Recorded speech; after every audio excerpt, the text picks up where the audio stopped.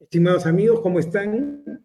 Muy buenas tardes. Nuevamente con ustedes en nuestro programa Musicalmente, programa que producimos los días lunes a las 2 de la tarde y tiene como objetivo fundamental poder, a través de ustedes y con ustedes, difundir el conocimiento sobre aspectos de la salud mental y, por supuesto, sobre diferentes aspectos de las neurociencias. Hoy vengo con ustedes después de unas vacaciones, ¿no? Reincorporándome y con todo el espíritu y toda la fuerza para que a través de este programa, celebrando también el aniversario, por supuesto, de Filarmonía, y mi eterno agradecimiento de formar parte de este equipo, podamos animarlos a que estén con nosotros, que nos apoyen y que Radio Filarmonía siga existiendo con el objetivo primario de difundir la música, de difundir la cultura y a través de programas como el nuestro difundir información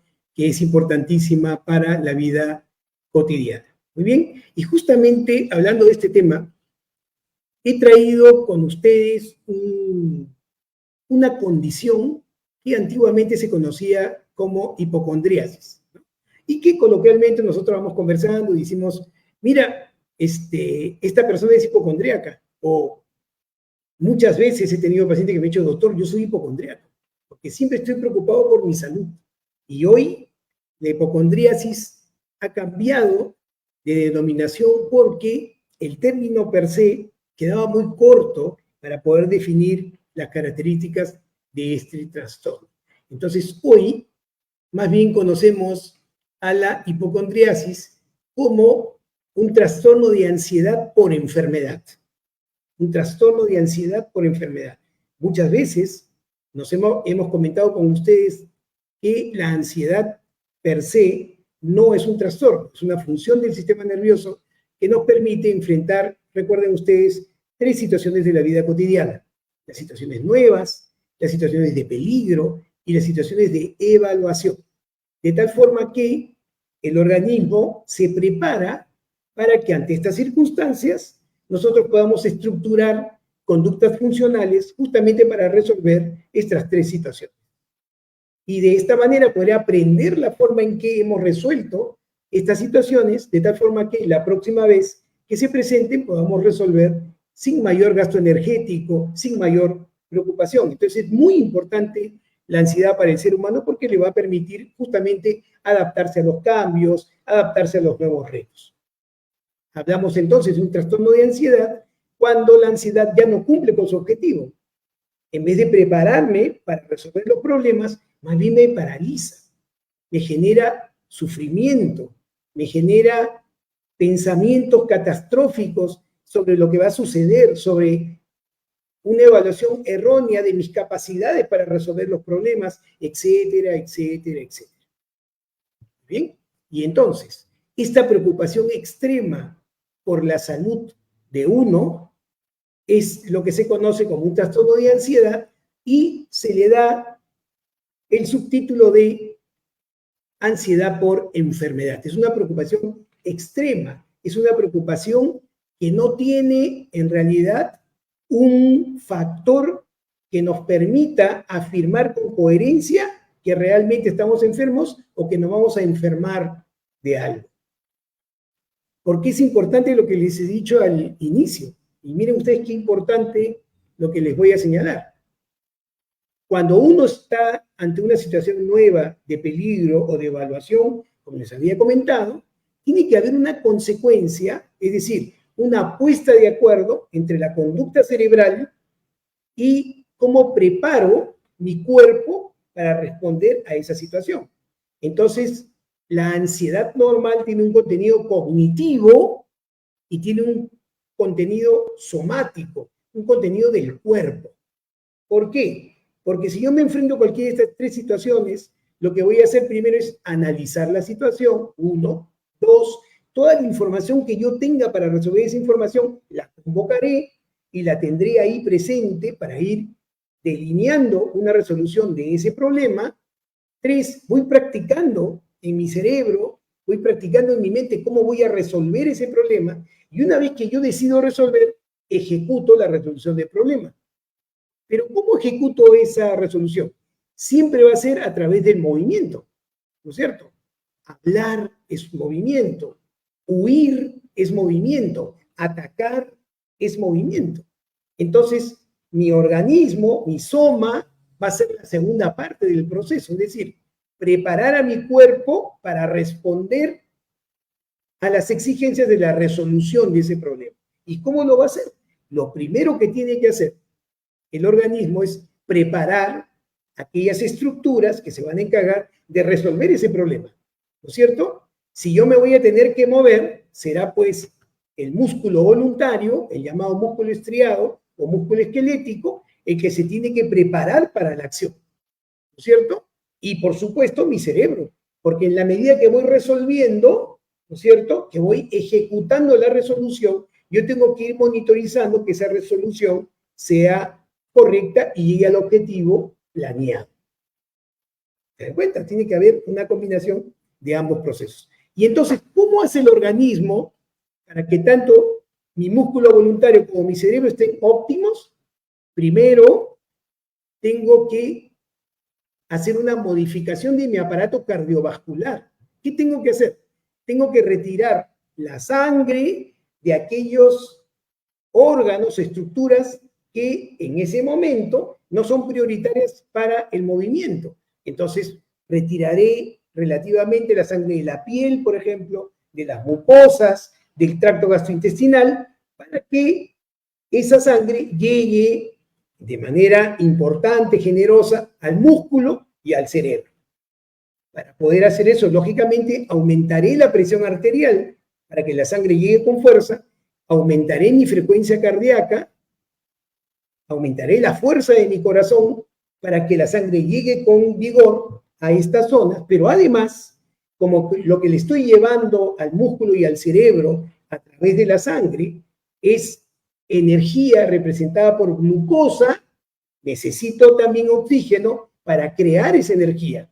Y entonces también se comprometerá mi aparato respiratorio.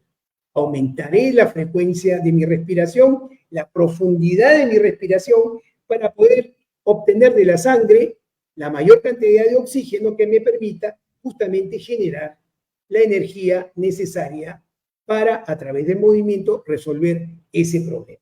¿Se dan cuenta? Entonces, allí estoy listo para la acción. Estamos hablando de una ansiedad normal. Entonces, estoy alerta, estoy concentrado en aquello que tengo que resolver, ¿no es cierto? Estoy dándole vueltas a la información que voy a necesitar para resolver ese problema y mi cuerpo va a estar listo, ¿no? Aumento la frecuencia cardíaca, de la fuerza del corazón para que la sangre llegue a mi cerebro y a mis músculos voluntarios. Aumento la frecuencia respiratoria para que el oxígeno llegue también y obtener la energía de manera óptima. Y además, vean ustedes, los músculos más importantes que me van a permitir resolver van a ser aquellos músculos que me permiten estar en una posición erecta, es decir, en una posición contra la gravedad, lo que me permite estar como estoy ahora sentado y como ven ustedes. ¿Cuáles son los músculos antigravitatorios? El cuello, los músculos del cuello, los músculos de la espalda, los músculos del abdomen, los músculos del inicio de las extremidades. Y entonces ese músculo va a aumentar su tono, va a aumentar su capacidad de contracción y va a aumentar su capacidad de reflejo, de respuesta. Y ahí ya estoy listo para la acción, ¿no? Bien muscularmente, bien con mi aparato cardiovascular, ¿no? Y bien con mi flujo de pensamiento y resolución del problema. Eso es ansiedad normal, ¿no es cierto? Pero miren, miren esta calidad del organismo para resolver, esta coordinación fina entre mi cerebro y mis órganos internos. ¿Bien? Ahí estoy frente a un trastorno de ansiedad. Pero, ¿qué pasa? Vean ustedes, si yo estoy en mi casa tranquilo, ¿no? Estoy viendo televisión, ¿no? Acabo de almorzar, y de pronto, ¿no? Siento que mi corazón comienza a latir un poco más fuerte, ¿no? Deben ustedes saber que luego de las comidas, ¿no? Los órganos internos van a priorizar la digestión. Y entonces el corazón va a latir un poco más fuerte, llevando el flujo sanguíneo hacia el tracto gastrointestinal para la digestión. Eso es normal. Pero ¿qué pasa si yo, viendo televisión y sintiendo mi corazón, comienzo a darle más atención a mi corazón? Y entonces esa situación que es normal, que mi corazón lata con un poquito más fuerza después de la comida, me comienza a preocupar. Y me comienza a preocupar en demasía. ¿Pero por qué me preocupa? Porque yo tengo antecedentes familiares de problemas cardiovasculares. Mi papá se murió de infarto.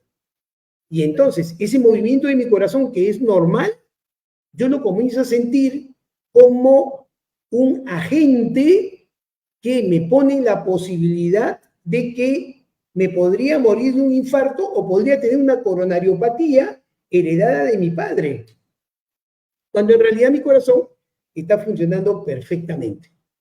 ¿Qué les parece?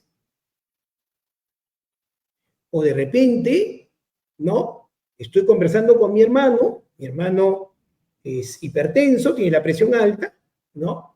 Heredado de mi padre, que también es hipertenso y tiene la presión alta, y mi hermano me comenta, ¿sabes qué, Alberto?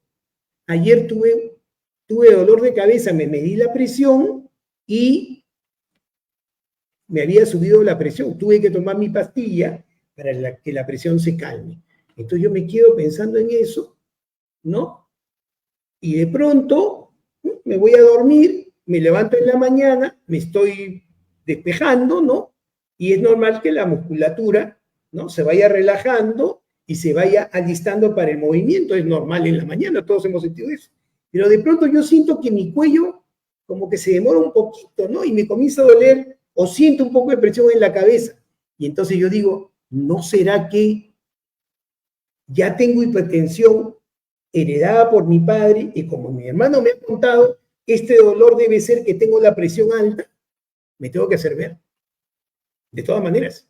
Entonces, si se dan cuenta, las personas que tienen el trastorno de ansiedad por enfermedad le dan mucha importancia o su cabeza está dirigida y muy atenta a cualquier movimiento o expresión de su cuerpo, sobre todo en los órganos internos. Imagínense el estómago, ¿no?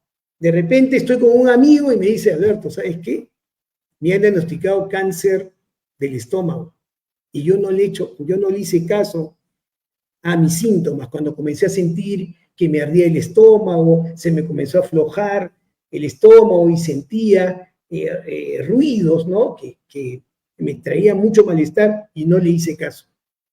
Se me queda eso en la cabeza. El día domingo me voy a un almuerzo, me como mi tacu-tacu con mi lomo saltado, ¿no? Y su platanito más, ¿no? Y lógicamente, al ser la comida tan copiosa y tan difícil de digerir, puede tener un poco de molestias en la tarde. Pero como comienzo a sentir que mi estómago comienza a hacer ruidos hidroaéreos, es normal, cuando uno está en digestión, comienzo a pensar, ¿no será que tengo cáncer como mi amigo? ¿Tengo cáncer estomacal? Y no le estoy dando importancia a estos síntomas.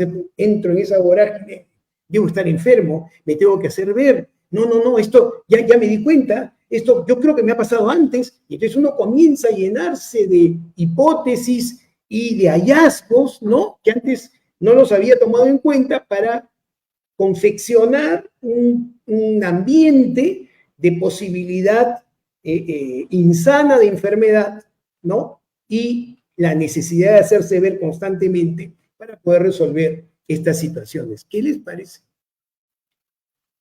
Estoy seguro que muchos de los que me están escuchando se están sintiendo identificados por lo que estamos conversando hoy.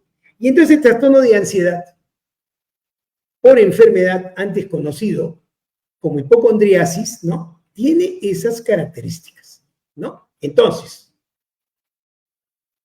este proceso que antes se conocía como hipocondriasis implica la preocupación excesiva por tener o poder contraer una enfermedad grave.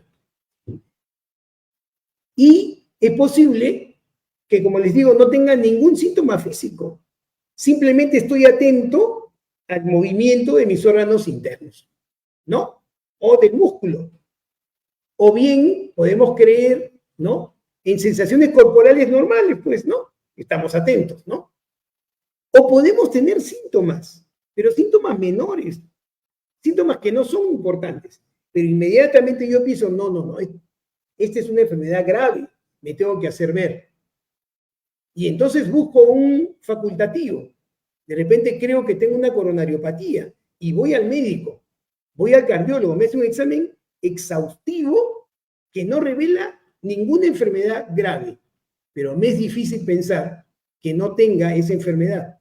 Y si el doctor se ha equivocado, ¿cuántas veces se han tomado exámenes que han dado negativo? Yo tengo un amigo que se fue a hacer su revisión del año, ¿no? Y salió normal, y a los 3 meses le dijeron que tenía cáncer. ¿No será que el doctor se ha equivocado? No, voy a buscar una segunda opinión. ¿Se dan cuenta?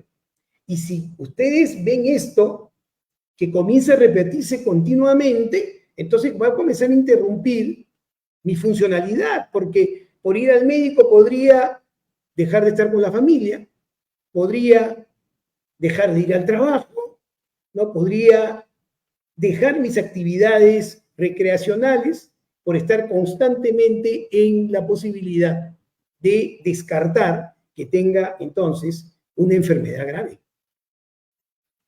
¿Qué les parece? Muy bien. Y esto puede ser muy, muy inhabilitante. Entonces, ¿cuál es el problema más importante de este trastorno? ¿No? Que al experimentar ansiedad extrema y al relacionarla con las sensaciones del cuerpo, con contracturas musculares, con fatiga, voy a pensar en enfermedades graves, específicas. Pero en realidad, lo que me está produciendo malestar, ¿no?, es la ansiedad excesiva que el síntoma físico o las señales del funcionamiento de mi cuerpo, que son normales, ¿no?, me generan gran aflicción y una intensa preocupación y tristeza que me impide manejarme adecuadamente en mi vida cotidiana. ¿Se dan cuenta? Entonces, comprenderán ustedes que hay trastornos por este problema que pueden ser leves, moderados o severos. Puede inhabilitar a la persona si es que esto no se trata adecuadamente y con propiedad. El trastorno de ansiedad por enfermedad, o como les decía, antes conocido como hipocondriasis, se presenta generalmente en los adultos y en los adultos mayores. Es difícil encontrar este trastorno en adolescentes o en niños. Generalmente es en adultos y adultos mayores. Y cuando arranca en la adultez y no se trata, puede aumentar con la edad. Claro, va a tener más sentido porque con la edad voy a tener achaques propios de mi edad a los que le voy a dar una importancia desmedida y mi sensación de que me voy a morir por una enfermedad al tener más edad va a ser muchísimo mayor. ¿Qué les parece? Entonces hay que tener en cuenta estos procesos que, como les digo, se presentan más frecuentemente a esta edad. ¿Ya? Hay que tener cuidado también en determinar si este proceso es de larga data. Generalmente este proceso acompaña largo tiempo al individuo y es una persona que constantemente está en revisiones, y a veces la familia, sin darse cuenta, ¿no?, hace que estos procesos mentales en el paciente se consoliden. Pues también se asustan. Vamos, te acompaño. De repente, ¿no? Y entra en esta vorágine de ir, revisar, y esto hace muy complicado, entonces, mantener una vida funcional. ¿Mm? Entonces, hay que tener esto en cuenta. ¿Cuáles son los síntomas, entonces, más importantes? ¿Qué es lo que me va a permitir decir, tienes un trastorno de hipocondriasis, ¿no? O esta denominación nueva, ¿no?, de trastorno de ansiedad por enfermedad, ¿no?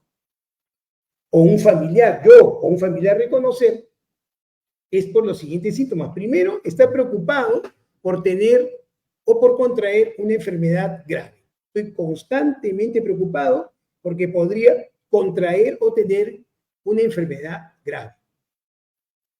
preocuparme mucho por síntomas menores o sensaciones corporales, dándole significado de síntomas de enfermedades graves. El latido del corazón, por ejemplo. ¡Qué locura! Miren, les voy a dar una viñeta. Cuando uno trata de dividir la función del sistema nervioso, usualmente la divide de esta forma. Esta es una división funcional. En el sistema nervioso somático, ¿ya?, que corresponde a el funcionamiento y movimiento de órganos que necesitan del cerebro directamente para iniciar la función, programarla y terminarla. Por ejemplo, el músculo voluntario, ¿no? Digo, voy a caminar. Le digo a mi cerebro, camino, y con mi cerebro lo paro.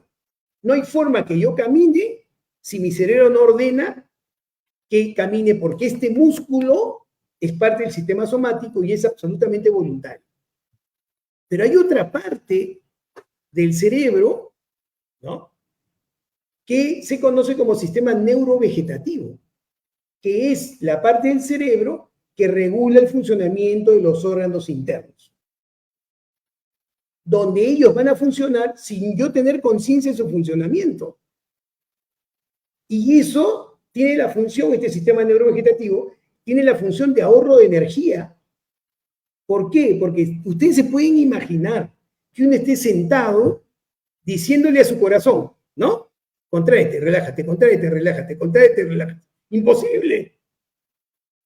¿Cómo hago que voluntariamente mi corazón haga cada contracción en una orden mía? Eso generaría mucho gasto de energía, mucho tiempo. Entonces, el sistema neurovegetativo sirve para eso, para que este funcionamiento sea automático, ¿no es cierto? Y responda a las necesidades del organismo, más allá de la conciencia del individuo.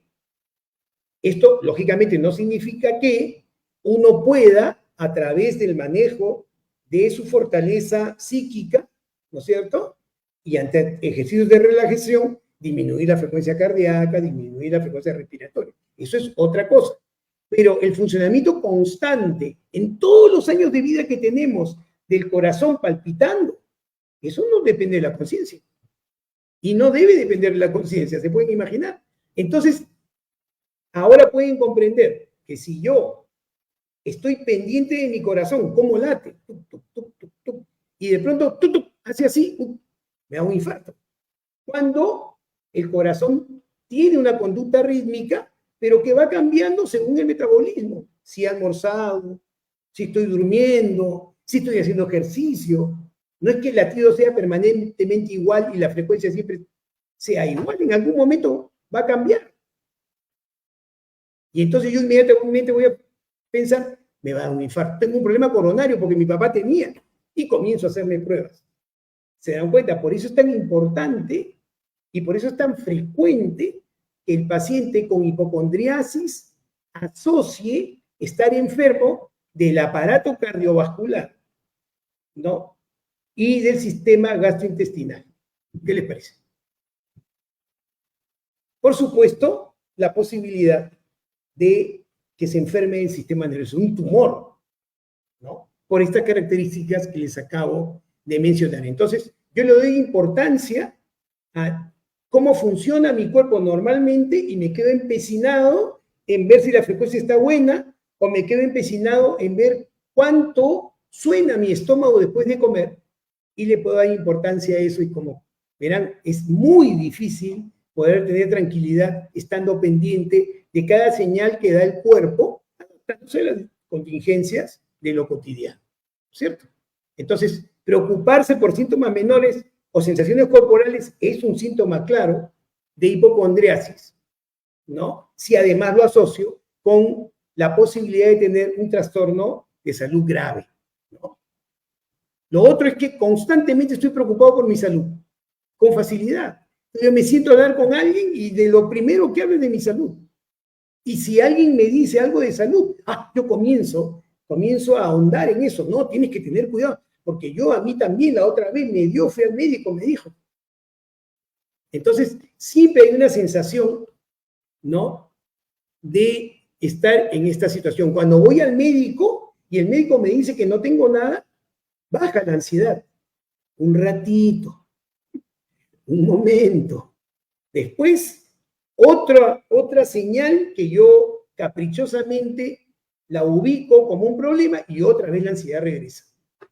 La visita al médico me tranquiliza un ratito, un tiempo, ¿ya? Y, por lo tanto, entenderán que voy a estar angustiado permanentemente porque tengo un ramillete de posibilidades de tener enfermedades graves y tengo que estar atento a esa posibilidad. Lógicamente, eso va a hacer que constantemente me esté examinando el cuerpo. Tómame la presión, tómame la frecuencia cardíaca. No, voy a tomarme la temperatura. No, déjame ver. Entonces, no, a ver, mi cuello, sí, yo creo que tengo acá una contractura. Siempre me estoy revisando, siempre me estoy midiendo, porque siempre pienso que puedo estar enfermo. Entonces, lógicamente, el otro síntoma va a ser ir a la consulta constantemente, ir a la consulta médica constantemente. Y lo otro que ahora es, pues, ¿no? Moderno, ¿no? Es estar en internet averiguando, ¿no? Buscando datos. Pucha, dolor de cabeza. Claro, si uno busca dolor de cabeza va a encontrar desde dolor de cabeza tensional hasta un tumor cerebral. Y como yo tengo hipocondria, así que voy a pensar en el tumor, no voy a pensar en que estoy tenso. Voy a pensar siempre en lo más grave, ¿no? Entonces, ¿qué voy a hacer? Voy a asistir constantemente a las consultas, voy a evitar a personas o lugares, ¿no? Que se asocien a problemas de salud, ¿no? Lógicamente no me voy a enfermar, ¿no es cierto? Y, como les digo, todo esto va a crear un ambiente que es sumamente angustiante para el individuo y también para la familia, ¿no? Porque comprenderán que la familia inicialmente tendrá una sensación de, sí, pues, efectivamente, puede tener algo, pero después se cansa, pues. Imagínense, es complicado, ¿no? ¿Cuáles son las causas? Vean ustedes, ¿no? En general, y lo hemos conversado, ¿no? No se conoce exactamente cuáles son las causas en general de los trastornos de ansiedad, pero recuerden ustedes que al buscar causas y factores de riesgo, siempre está en primer lugar la posibilidad de que el individuo a temprana edad haya sufrido negligencia, maltrato físico, ¿no es cierto? Otras formas de abuso, tocamientos indebidos, etcétera, y maltrato psicológico. O haber desde la niñez experimentado presenciar enfermedades de sus padres o enfermedades de sus hermanos, porque también podrían insertarse estas ideas de que podrían parecer también de estas enfermedades. Entonces, las creencias son probablemente uno de los factores más importantes asociados, como les digo, a un maltrato infantil temprano, ¿cierto? Si hay historia familiar de ansiedad en general, ¿no? La posibilidad de este trastorno va a ser también alto y, como les digo, la experiencia pasada, ¿no? Si de niño he sido muy enfermizo, pues, hay grandes probabilidades que tenga este trastorno en la adultez. Entonces, ¿cuáles serían los factores de riesgo? Se cae de maduro, ¿no es cierto? Estrés de vida temprana, riesgo genético de enfermedades graves. Como les digo, antecedentes de abuso sexual es un factor importante. Una enfermedad grave durante la infancia que me haya tenido en atención permanente, hospitalizado, usando muletas, usando yeso. Cualquiera de estas intervenciones que están dirigidas lógicamente a recuperar la salud, pero que van a quedar en la mente del niño para después expresarse como síntomas en el adulto, ¿no es cierto? Características de la personalidad. Tengo una personalidad muy aprensiva, ¿no? Una personalidad muy obsesiva, probablemente tenga más riesgo de hacer este trastorno, ¿no? Y, como les digo, estar muy pegado al internet buscando, ¿no? Este tipo de información. ¿Cuáles son las complicaciones más frecuentes de este trastorno? Entenderán, problemas familiares, ¿no? Las relaciones se van a comenzar a dañar, sea de pareja o amicales o, valga la redundancia, familiares. también se puede expresar en una alteración del desempeño laboral, lógicamente, porque voy a comenzar a faltar con frecuencia, ¿no? Voy a presentar dispensas de salud hasta que la empresa se va a cansar, ¿no? Oye, eres valioso, eres bueno, pero no puedes trabajar, te enfermas 15 días sí, 15 días no. Es difícil mantener procesos con esa característica, ¿no? Y por supuesto la alteración del desenvolvimiento de la vida diaria, ¿no? Lógicamente, si pierdo el trabajo o no tengo seguro y estoy gastando constantemente dinero para pruebas, exámenes, inclusive hay personas que tienen la posibilidad, viajan al extranjero o se piden prestado para descartar enfermedades, voy a tener problemas financieros. Y esto puede acarrear comórbidamente otros trastornos de salud mental, depresión, otros tipos de ansiedad, ¿no? Pueden empeorar entonces el pronóstico del paciente. ¿Estamos de acuerdo? ¿Cómo se hace el diagnóstico? El diagnóstico es eminentemente clínico, pero en este caso hay que tomar mucha atención porque nosotros, los facultativos, no podemos dar por hecho de que lo que siente el paciente en la primera consulta es producto de este trastorno. No es porque es hipocondríaco, porque no me suena en la primera entrevista que estos síntomas estén en relación con algún trastorno. Entonces, tengo que ser cuidadoso cuando diseño la historia clínica, por supuesto. Además, tengo que hacer un examen físico para poder descartar cualquier dolencia. Y si es necesario, ¿no? Por la edad del paciente, o por la historia del paciente, o por los antecedentes del paciente, algunos exámenes de laboratorio si fueran necesarios. Y si no soy psiquiatra, no estoy en el área de la salud mental y descarto cualquier probabilidad, entonces debo derivar al paciente a un facultativo, a un psiquiatra, ¿no es cierto?, para que pueda atender al paciente. El diagnóstico se hace así, ¿no? Y hay que tener mucho cuidado porque nos pasa con frecuencia que los pacientes con estos trastornos llegan a nuestra consulta porque el médico de otras especialidades o el médico internista general le ha dicho al paciente la siguiente frase: señora, usted no tiene nada, vaya al psiquiatra. ¿Qué les parece? Y entonces esa frase, que estoy seguro no es con mala intención, hace que el paciente dude de que ese médico sea capaz, porque le está diciendo al paciente, tú no tienes nada, estás loco, anda del psiquiatra. Y el paciente con este trastorno nunca va a pensar que está loco. Lo que va a pensar es que ese médico es inhábil para poder descubrir lo que tiene y no va a ir al psiquiatra. Por supuesto que no. Va a buscar otro especialista. Cuando la forma de derivar es, usted no tiene ningún problema cardiovascular, usted tiene una alteración neurovegetativa producida por su preocupación constante. Sí está sintiendo lo que está sintiendo, pero no es por un proceso orgánico, no es que su corazón esté fallando, no, es que usted percibe el latido muy intenso y lo asocia con un problema cardiovascular. Así es como se debe derivar un paciente de una especialidad no psiquiátrica hacia psiquiatría, porque si no, los pacientes lógicamente no vienen porque tendrán razón en decir, no estoy loco. Y recuerden que cuando el paciente hipocondríaco es crónico, ya mucha gente de su propio entorno le ha dicho, compadre, estás loco, tú no tienes nada. Imagínense, se va al médico y le dice lo mismo, nunca va a resolver el problema.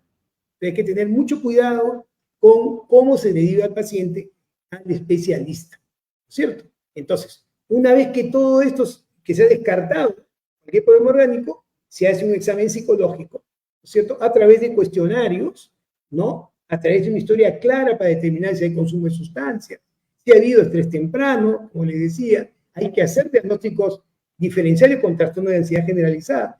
Recuerden que en el trastorno de ansiedad generalizada uno está preocupado por todo, incluyendo la salud, ¿no? En este caso, este trastorno se expresa en una preocupación estrictamente por la salud.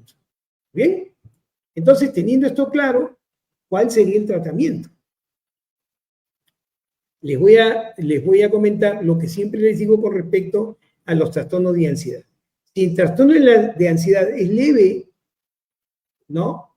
Una intervención psicoterapéutica puede ser suficientemente eficaz.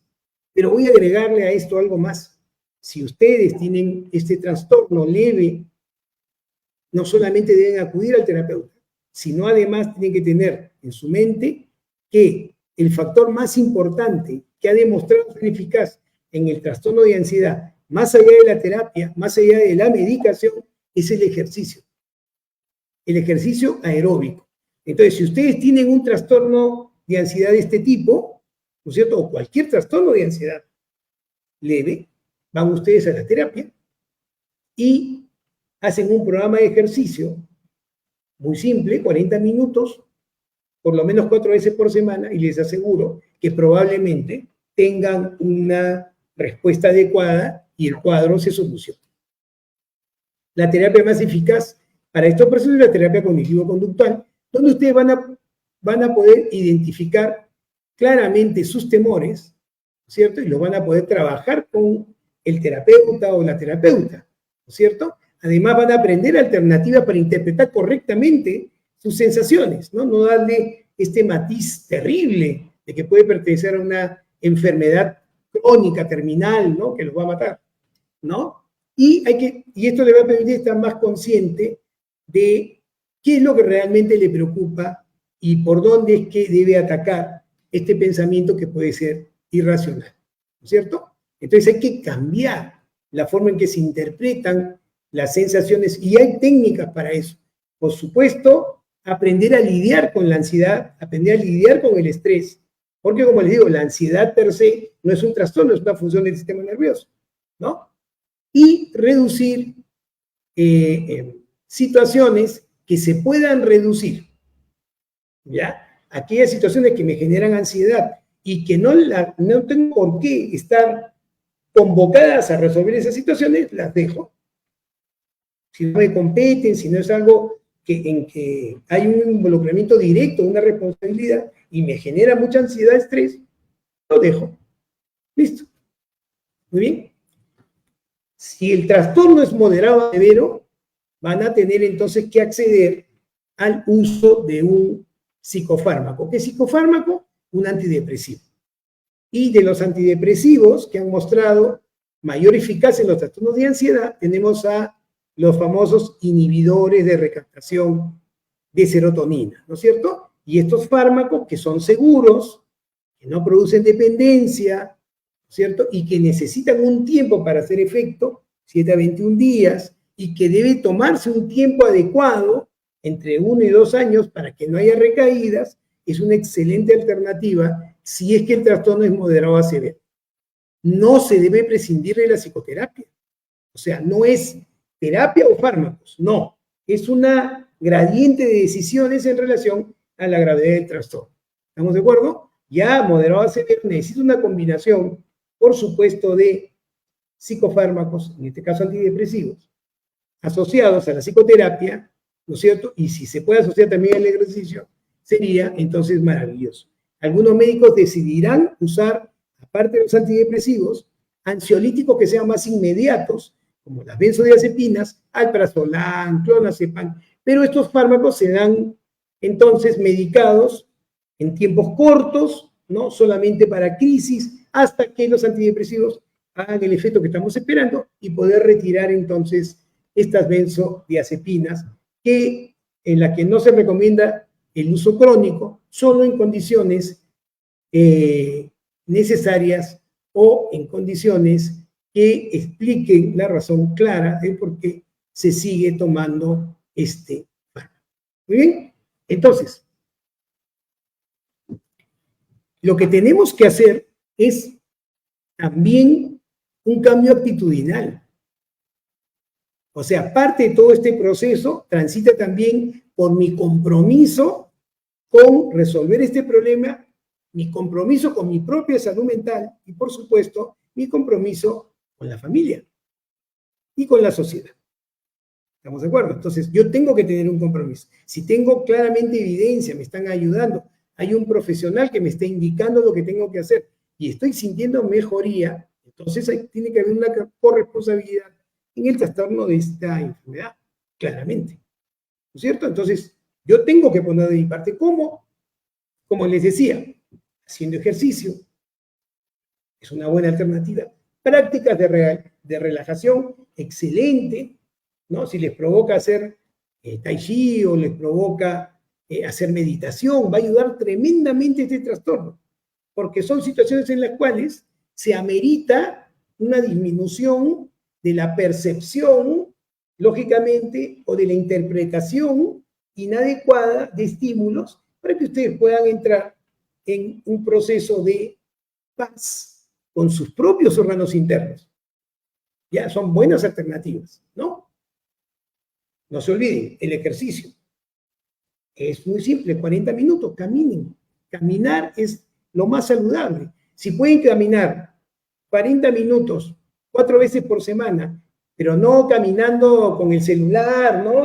No, caminando como que tienen que llegar a un lugar, ¿no? No corriendo. Caminando como que tienen que llegar a un lugar, como que están tarde.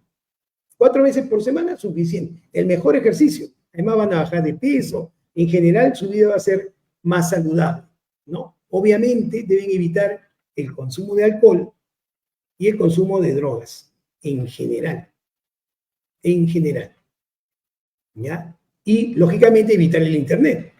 Porque si voy a estar ahí permanentemente buscando asustarme más por la probabilidad de enfermedades, lógicamente eso va a tener un impacto que va a ser muy difícil que el problema se solucione.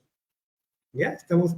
Esto tiene que estar bien claro. Entonces, el compromiso debe ser del paciente y, por supuesto, de los profesionales que están con el paciente y del apoyo de la familia, ¿no? Entonces, ¿qué debe hacer el familiar con este tipo de pacientes? ¿Cómo puede colaborar? Nos pasa con frecuencia que la familia pregunta, doctor, ¿cómo puedo ayudar a mi hijo? ¿Cómo puedo ayudar a mi esposo? ¿Qué puedo hacer yo? ¿No? Está claro que en lo esencial es el compromiso del paciente para su mejoría y la calidad del profesional para ayudarlo a poder capear este temporal y solucionar, lógicamente, el problema. Pero la familia también es importante. Primero, hay que tener cuidado con el consuelo permanente. ¿Ya? El consuelo permanente puede resultar siendo perjudicial para el paciente, puede empeorar la situación. ¿Por qué? Porque lógicamente lo estoy posicionando al paciente como una víctima de enfermedades. Y entonces su sensación de que algo malo le va a pasar, su sensación de que va a tener una enfermedad grave va a ser mayor. ¿Cierto? Entonces, la familia debe apoyar, por supuesto, simularse, sin usar términos peyorativos, ¿no? Animarlo a que busque un profesional de la salud mental para que resuelva el problema, hacerle ver que ya pues, ya se ha hecho ver, no hay ninguna dificultad, que esto se repite periódicamente y que está afectando su vida, que el problema más importante es la ansiedad que tiene justamente por la preocupación por las enfermedades. Buscar ayuda de salud mental sería adecuado. Y la familia tiene que tener el mismo cuidado que los profesionales, no psiquiatras, como les digo, cuando van a derivar el paciente a un psiquiatra, ¿no? No puede decirle, por favor, date cuenta, no tienes nada, tienes que ir al psiquiatra, estás loco, ¿qué te pasa? Eso sí es perjudicial, por supuesto, ¿no? Entonces, sé que a veces se pierde la paciencia, pero hay que tener paciencia, ¿no es cierto? Si se quiere ayudar, hay que tener paciencia, ¿ya? Entonces hay que alentar al ser querido en esta posibilidad de derivación a un profesional para que se pueda tratar el proceso. Regáleme estos minutos para decir algo que es bien importante. 2 cosas que estoy seguro están dando vueltas en su cabeza. Hay que analizar bien algunos términos que coloquialmente se usan cuando se habla de trastornos de ansiedad o estrés, ¿no? Y que pueden ser paradojales. Por ejemplo, puede ser que el psiquiatra, el psicólogo, los amigos, la familia le digan a ustedes, ¿no? ¿Sabes qué? Tienes que bajar el estrés. ¿Y cómo hago eso? Trabaja menos. Ahora les pregunto a ustedes, ¿cuántos de ustedes, mis queridos oyentes, pueden trabajar menos, ¿no? O deja la universidad y después dejo la universidad y mi frustración va a ser mayor. Entonces, cuando uno dice, ¿no? Tiene que estar más tranquilo y evitar las situaciones de estrés, no es evitar lo que uno tiene que hacer y le corresponde por edad y por contexto. Uno tiene que tener resistencia al estrés persistente normal que le va a generar los estudios, el trabajo, las relaciones interpersonales. Hay que tener cuidado con eso porque, no trabajo, no estudio, no me veo con nadie, me quedo en mi casa viendo televisión. Usted me dice, no, pues doctor, eso no es lo que se quiere decir. Pero a veces, cuando uno no encuentra una solución lógica a lo que le pasa al familiar, tiende a usar estas frases que pueden caer en el vacío y que pueden más bien generarle más ansiedad al paciente. ¿Estamos de acuerdo? Entonces, mucho cuidado con esto. Otro factor que deben tomar en cuenta, mucho cuidado con el uso de sustancias para la ansiedad que no han sido aprobadas para trastornos determinados. Por más que estas sustancias estén de moda, por más que la gente les diga, oye, pero mira, yo he leído, fíjate en internet, mucho cuidado. Cuando uno entra a internet y quiere encontrar lo que quiere encontrar, lo va a encontrar. Y con la ansiedad hay que tener mucho cuidado, porque hay sustancias que son capaces de quitar la angustia momentáneamente y después esa angustia rebota. Y como el paciente aprende a que con esa sustancia se le va la ansiedad, lo vuelve a tomar. Hasta que los rebotes son tan continuos que el paciente termina tomando esa sustancia todo el día. Y siempre va a haber argumentos absurdos, ¿no? Es que esto es natural. Y cuando el profesional les advierte, ¿qué dice el paciente? No, usted me quiere recetar un fármaco, ¿no? Usted está con la industria farmacéutica. Y miren la paradoja, hoy sustancias que eran recomendadas por su origen natural, ahora se han industrializado en aceites, esas mismas casas farmacéuticas son las que ahora hacen propaganda de esa sustancia para que usted la consuma. Entonces, cuidado, siempre un buen profesional, alguien que los pueda orientar.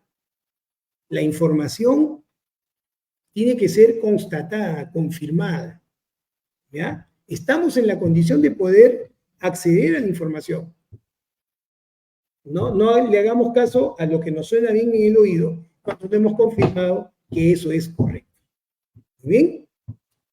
Les agradezco muchísimo el haber estado ahí. Les mando un saludo fraterno, con cariño y, por supuesto, nos vamos a encontrar el próximo lunes a las 2 de la tarde en nuestro programa Musicalmente, aquí en Radio Filarmonía. Estén con nosotros, ayúdennos a estar también con ustedes y el mayor deseo de que tengan una vida feliz. Gracias por estar ahí.